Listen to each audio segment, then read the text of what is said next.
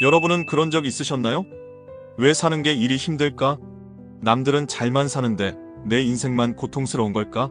네, 그렇습니다. 누구나 다 한 번쯤 떠올려보는 생각들.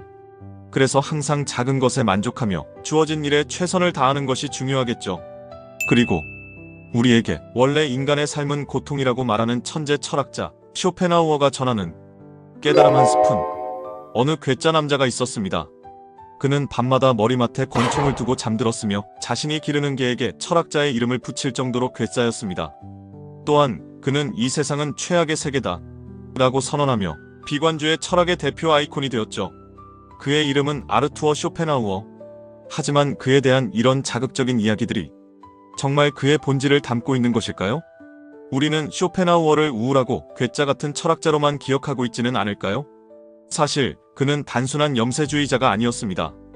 그가 주장한 연민의 윤리 그리고 의지에서 벗어나는 방법은 지금 우리에게도 많은 깨달음을 줍니다. 그러니 이제 단순한 가십거리로 그를 소비하는 것이 아니라 그가 왜 이런 철학을 주장했는지 그의 삶과 사상을 제대로 들여다보려 합니다.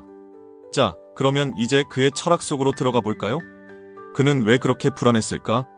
쇼펜하우어는 1788년 프로이센 점령하의 단치기에서 태어났습니다. 당시 이곳은 무역으로 부유한 지역이었으나 전쟁과 점령으로 인해 큰 혼란을 겪고 있었죠.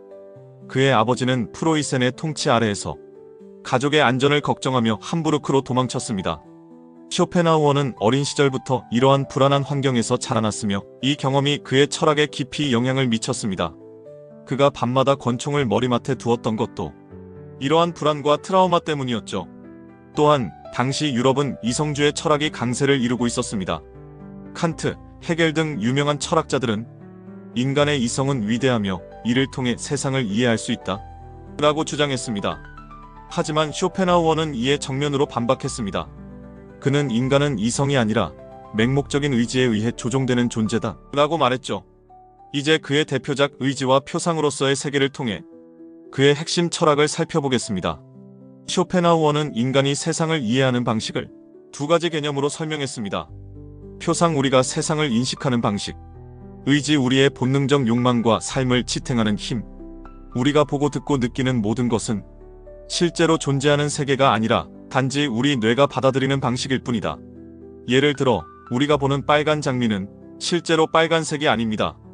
단지 빛이 특정한 방식으로 반사되어 우리 눈이 그렇게 인식하는 것일 뿐이죠.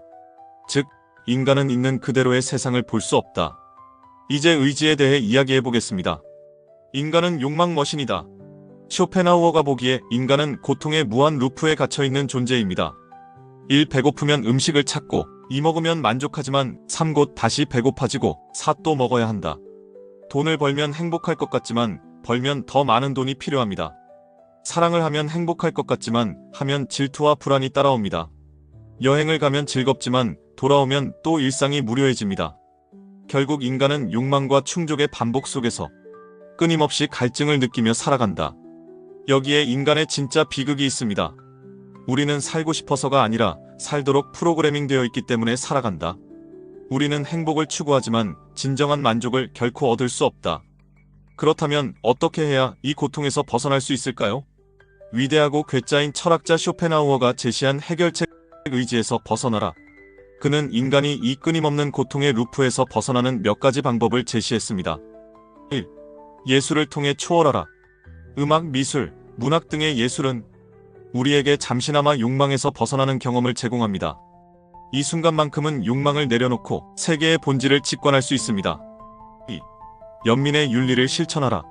모든 인간이 같은 욕망과 고통 속에 살고 있음을 깨닫는 순간 우리는 타인을 더 이해하고 연민을 가질 수 있습니다.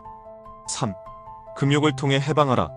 쇼펜하우어가 말한 금욕은 모든 것을 참으라는 의미가 아닙니다. 오히려 욕망에서 벗어나 본질적인 평온을 찾으라는 뜻이죠.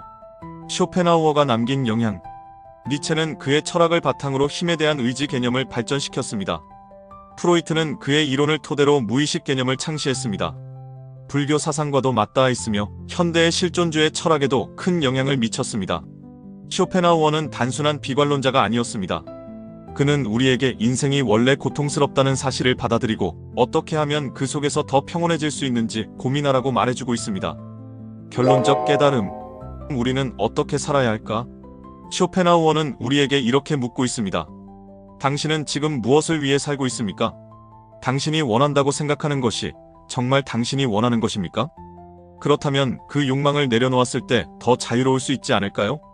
어떻게 살아야 하는지에 대한 정답은 없지만 이 질문을 스스로 던져보는 것만으로도 우리는 더 나은 삶을 선택할 수 있을 것입니다.